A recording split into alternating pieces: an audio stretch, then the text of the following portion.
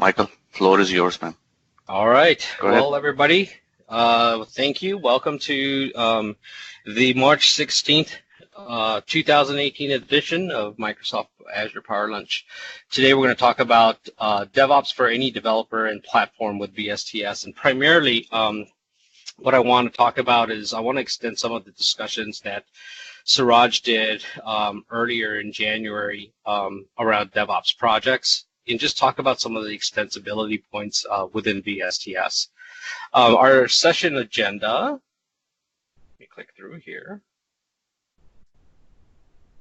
is typical, right? We're going to do our service updates. We'll talk about the topic today, and then we'll go into Q&A if we have time, and I also have a list of resources that pertain to this topic. So let's start with Azure updates.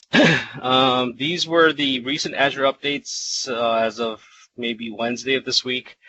There might be new ones, but basically Azure Cosmos DB Data Explorer, that's G8. So what that allows you to do is gives you a rich unified developer experience for inserting, querying, and managing Azure Cosmos DB data. This functionality was really, available in Document Explorer, Query Explorer, Script Explorer. They just sort of unified this all into one tool. So just expect those former tools to be actually no longer available in the Azure Portal. Azure Database Migration Service that now includes support for on-premise migrations of SQL Server to Azure SQL database management instances. JavaScript support for app service on Linux. So what they did was added more language runtime support for built-in images by using 8.5 and 9.0 Tomcat with the Java Runtime Environment 8. So they did some renaming on some VMs for the U.S. government data centers. And basically, that was simply just to standardize naming conventions. What they did was they removed the VM, the characters VM from all cloud services in the B series names. Azure Marketplace, third-party reseller services. So they have added a few more reseller services that now can be rolled into your EA monetary commit. So the significance of that is now you don't have a need for those third-party reseller services to be invoiced separately, right? So it just all rolls into your EA monetary commit. The next item is work item hubs and VM-based Azure DevOps projects. I'll show you that today. Basically, a new UI bringing important work items to the forefront of your workflow in VSTS, and then also VM support for the Azure DevOps projects that Suraj showed early in January. And then finally, major versions updates for app service on Linux. This is pretty cool. So for Node, they have support version updates for 8.2, 8.8, 8.9, and 9.4.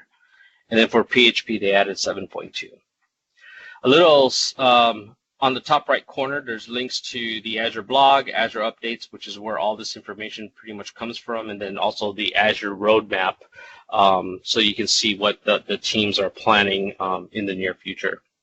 A little selfish plug, Azure Dev Day. It's a one-day, full-day workshop that went through, started through the Texas region, so it went through Houston, Austin, and Dallas, and we are now on the second leg of the tour. So it's going through Oklahoma City, Kansas City, and St. Louis on the week of April 23rd. So if you guys are in that region or in any of these cities, come on down, and it's going to be a really fun time to talk about some of the Azure platform as a service offerings and how it can enable devs to be more productive, right? Okay, so let's get into the topic today. Let me look at time here. Okay, so topic today is about DevOps, right? So our program manager and our very charismatic Donovan Brown defines DevOps as this, right? That DevOps is the union of people, process, and products to enable continuous delivery of value to our end users. But really, what is continuous delivery? And so this guy named Jez Humble, he heads up this organization called DORA, and that stands for DevOps Research and Assessment. He's one of the thought leaders around DevOps. And what he does is he refines this definition a little bit and says that continuous delivery is actually the ability to get changes, features, configuration changes, bug fixes, and experiments into production or into the hands of users safely, quickly, and in a sustainable way. And that's really, really important. And so a good way to picture this is look at sort of this cycle here. And this is what kind of visualizes what DevOps means, right? So those things around planning and collaboration and development and test and how we release codes and then continue to monitor and learn and put that feedback back into our pipes so that we could understand what we need to focus in on, right? And so Suraj showed some of this in January, and he shared this offering in Azure called the Azure DevOps Project. It's really, really cool. It gets you, it's a very quick way to get you bootstrapped, and it's as easy as file new. And the challenge with that is what I get is that's great for starting off, but what about if I want to extend that? I have existing investments in other tools, or I don't want to be trapped in one tool set, or I have very proprietary processes when it comes to my software development lifecycle in my organization, right? So what I want to do is I want to kind of show you and take you through and extend Suraj's story and take you through some of the extension points and places where we can hook in into what he showed you back in January, okay? So, 9 minutes. Okay, very good. So first thing I want to show you is, here's my Azure Portal. And if I did create a resource and I did DevOps project, what it'll do is it'll give me a little wizard to pull up what kind of application I want to start with, right? So I could bring my own code, or I can scaffold it with something in .NET, Java, etc., right? One thing I want to show you here is if I click Bring My Own Code, I can actually specify the type of repository that that I want to use. So I don't have to use Visual Studio Team Services. I could use something like GitHub or an external Git repository. If I clicked on .NET here, and I selected, ASP.NET is fine. This is the new feature here, so virtual machines. This is one of the announcements that was made in Azure updates. So now with DevOps projects, we'll support virtual deployment, build and deployment into your virtual machines for your app. Now what will happen as well is what you'll see is a lot of these things will start to expand. So as the product team goes down its backlog, what you'll see is you're going to get more options to do things. So not just web apps for Windows or web apps for Linux and containers and virtual machines, but you'll start seeing other things like functions and those types of things. So just keep an eye out for that, and just be aware that that's gonna soon pop up in Azure updates. Now, for this demo, what I wanted to show you is I talked about any platform, any developer, right? So what I want to do is show you the Java experience, right? So if I clicked on Java and I hit next, I could select the web framework I'm going to use, and I'm going to select Spring, and then I'm going to deploy it to containers, right? And when I do next here, it gives me the option to either create a new VSTS instance or use something existing, right? And then I could say, this is where I want to put it in Azure. So very, very quick and easy way to get you up and going, okay? I'm not going to go through this because I've already created one. I'm just going to walk through what that created for me. So the first thing it did was it created a whole bunch of resources in that experience, and it created, in the case of this Java app that's running in containers, it created the resources that I need in Azure to enable this, right? So I have a container registry to hold my container. I have an app service plan that holds my app service, and then I have application insights, again, to monitor telemetry of my app and surface that back up to the team, right? When I completed the DevOps project, I get this real nice dashboard that looks like this. And it shows me some of the activity around the code and how it's being built and deployed and where it got deployed to, where the repository is, and if there's any commits there. When it got deployed, where did it end up, right? So here's my app service, and then application insights. It shows the activity that's being used on my app. Obviously, there's not a lot happening there. But at the end, what happens is it looks something like this. So this got deployed out to azurewebsites.net. You see that up here. And that's my instance of app services. So this is my app actually running. What it also did was it stood up a team project for me in VSTS, and this is what this looks like. Okay, I did a little bit of things just to talk, just for talking points. I essentially just pulled in a few work items just so that you can visualize things. But what you'll see here very quickly is it stood up my code repository, and there's the code for that application that's running up in Azure, right? So what I can do here is, let me go to the index file, and I could just edit this.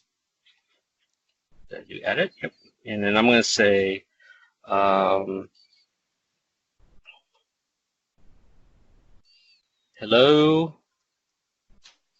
Azure Friday, right? And then I'll commit that. And what that will do is not only will it commit it to source control, but it'll trigger off a build and a release. And so we'll revisit that later and see what that looks like in my instance in Azure. Okay. Now,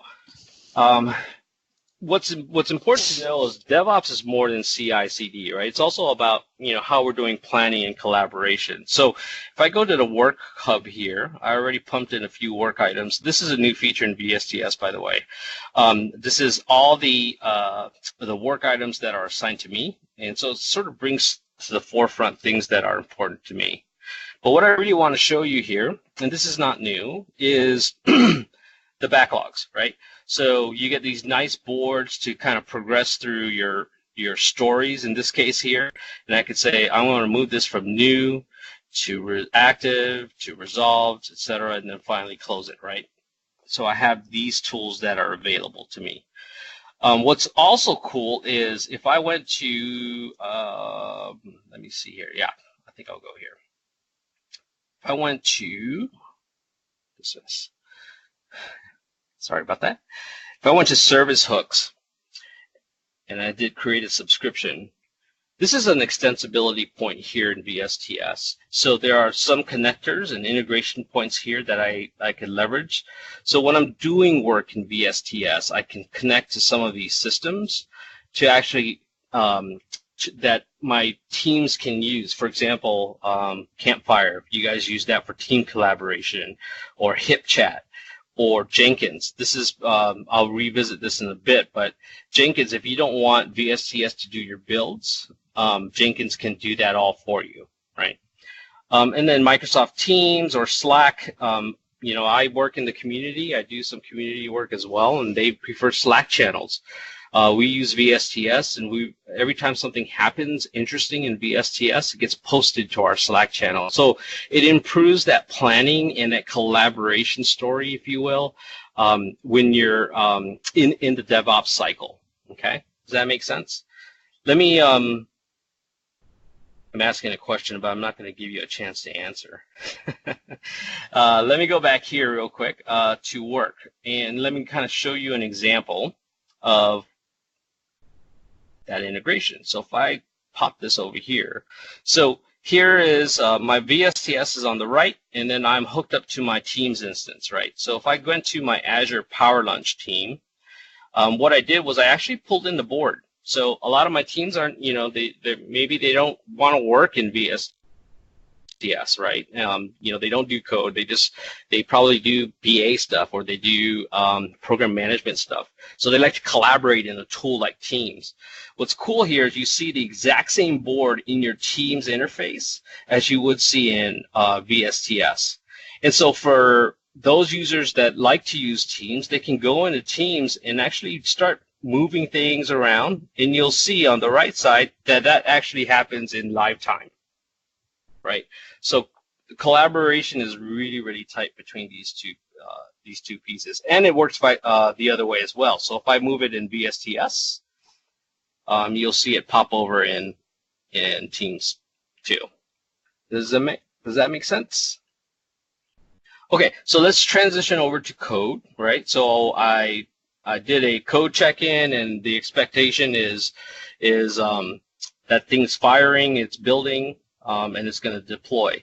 One thing I want to show you guys is that I think there's a lot of misconception here, but is in VSTS, we can add many different Git repositories, right, for a team project. And in addition to that, I can also add the traditional Team Foundation version control system. That's sort of the centralized version control model, if you will. Okay, so that's available to you there.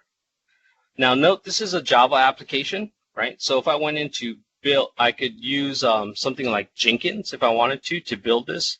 So if I hooked up and used went back to my services and did a service subscription back into Jenkins, for example, every time I checked into this repository, I can use my external Jenkins system to actually build this. Okay, so let me go to build. So what happens in builds? So right now, you can see that that build is in progress, right? And let me kind of go into this build definition here. And this is all this stuff here. This was all created with that DevOps project. I didn't really do anything, right? So it scaffolded it for me. And so if I go to edit, the first thing to look at here is when you look at the process, there's a whole bunch of agents that I could select from. Now, these hosted agents are agents that will spin up for you, right? So every time you want to do a build or a release and you pick a hosted agent, Microsoft will spin one up for the cloud to actually perform the task that you see here on the left. However, you might want to do things that are very specific to your organization, right? So let's say you had a proprietary utility that runs some sort of security scan on your build, right? Well, you can install that on a hosted build. What you'll have to do is set up a private build and then be able to install that utility on that private build agent, right? And then you could actually execute it with one of your tasks here, okay? Another thing to show here is I talked a little bit about source control sources, right? So it's not just VSTS Git or Team Foundation version control, but we also can hook into GitHub and GitHub Enterprise, etc. And all you have to do is specify, the connection credentials to those systems. And what will happen is VSTS will actually grab the code out of there and then perform the build test that you have here on the left. Okay. One other thing I want to point out is assertion. So let me go here and go to manage. So if I had a build agent, right, and I'm just going to use one of the hosted agents as an example because I don't really have one that's live. But if I have a build agent, you can see that I can specify what capabilities they have, right? And the significance of that is, if I go back to my definitions here, is when I'm doing a build or a release, I can actually assert and demand what capabilities of the agent that I require, right? So for example, I can say, operating system is equal to Linux, for example. And I could specify that in my options here. And so when I request for an agent, it will pick up the appropriate agent. Okay, so let's go to release. Let me see, I got 9 minutes. So release, you can see that that's fired. So my build has completed and it's starting to release into that environment that I have in Azure. And let's dive in here into my release definition and see what it looks like. So what happens here is every time that build drops in this drop location, my dev environment and the tasks underneath it fire, right? So let me click in here and show you what that looks like. What's really interesting here is I can have multiple agents if I wanted to. So I might have an agent that actually does something that's proprietary to my organization, and that agent has the binaries to do that proprietary action. And so I can add an agent phase. I can add an agent phase and actually pull in a task to perform that action. The point here is I don't have to lock into one agent, right? So, okay, so that's that. Let me see what else. Oh, the other thing is whether it's build or deploy, it's the same. It's the same notion, right? All I need to do is I just need to add tasks that make up that process of build or that process of deploy. Now, as you can see here, out of the box, there's like a whole bunch of tasks we can do, right? Depending on what you need to happen, what needs to happen. Also, too, what I want to share with you is, if you don't find it there in the marketplace, you can find extensions that are made by the rich ecosystem that supports VSTS, right? And supports the sort of in this case, the DevOps movement. So if I wanted to do things like integrate with TaskTop, or what else is interesting? I want to use Redgate, ReadyRoll to deploy SQL Server stuff. I can actually add that to my instance and then use that task to perform that action. Now, what's also cool is if you can't find it here, then what you can do is you can actually use, you can actually build your own. So you can build your own, yeah, here it is. You can build your own extensions, if you will, and what you would use to actually communicate back and forth to Visual Studio Team Services is REST APIs. Okay. Does that make sense? Okay. Let me see what else. Let's go back here and refresh my web app and let's see if that is actually good. Oh, it hasn't happened yet. So are there any questions in the windows? Let me make sure.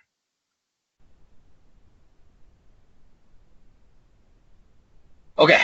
Question: when I create a DevOps project in the portal, will the VSTS instance automatically get created for you? So you have the option to do that.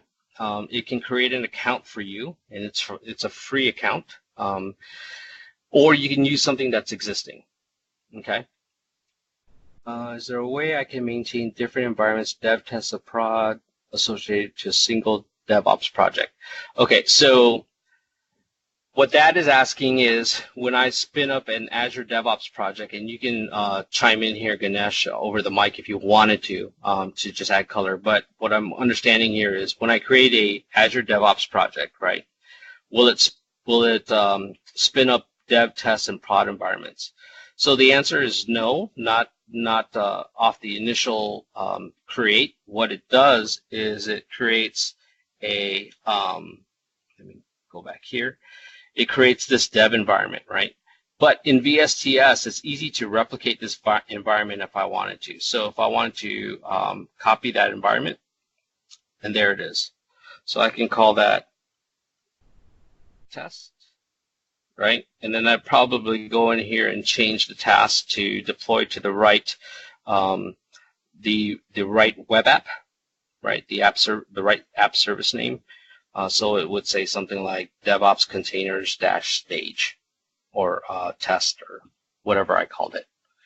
Okay, so separate pricing model for DevOps projects is VSTS instance pricing included in DevOps project pricing. Okay, I don't know about the pricing for DevOps project. What you are actually paying for is you're paying for the resources underneath. So depending on what resources that you provisioned in your DevOps project, right? Azure will spin up these resources.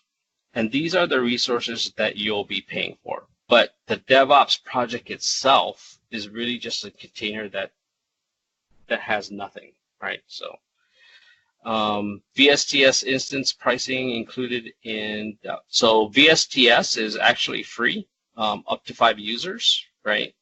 And then after that, you would pay, I don't know, a few dollars a month per user. If they are MSDN subscribers, or Visual Studio subscribers is what we call them, then they actually have a free access, or they have a license to access a VSTS instance. Okay. All right. So the point I want to make. All right. Good. So the point I want to make is you don't have to do everything right in VSTS, and if you have investments in other tools, we encourage you to bring those in. Our goal here is to enable you, right? Our goal is to enable continuous delivery for your teams. Our goal is to get you guys going up and fast and hopefully into Azure, right? So you can bring in all the other tools that you want. You can use things like webhooks to enable communication back and forth between VSTS. You can use the VSTS APIs to even enrich that communication a little bit more. But just keep in mind, VSTS has most of this functionality for you, so why not use it, right? The challenge that I hear a lot is, I want to use Artifactory, or I want to use I want to use OpenShift or New Relic or those kinds of things. Those are all great, right? And we encourage you to use it, and you can use it. But just beware when you're thinking about patching all these things together. Beware of that best of breed approach. And the reason why is when you have multiple vendors, right, playing in your systems and you're stitching it together, what that typically introduces is more system management and coordination. So just be aware of that. It's not a bad thing, but if you got a good handle on that, then I think you'll be okay. So we're right at time. Let me finish up by showing you this last slide. So I have a few links here to the homepage, the blog, and updates, as well as a link to this series, Azure Power Lunch. I have a link to VSTS Marketplace, and that's where the ecosystem for VSTS kind of publishes their things to share out with the community. So if there's something that's out of the box that you cannot find, I would go to the marketplace first, because the chances are very high that someone is thinking through the same vein as you are, and probably has built an extension and published out to the marketplace. So I would look there first. And if you don't find it there, then I would look at building your own extensions. And you could build your own extensions, and it's really just simple JSON and JavaScript. And it uses VSTS APIs, right? You can open that up to the public, or you can make it, you can restrict it so that it's only accessible by your organization's instance of VSTS.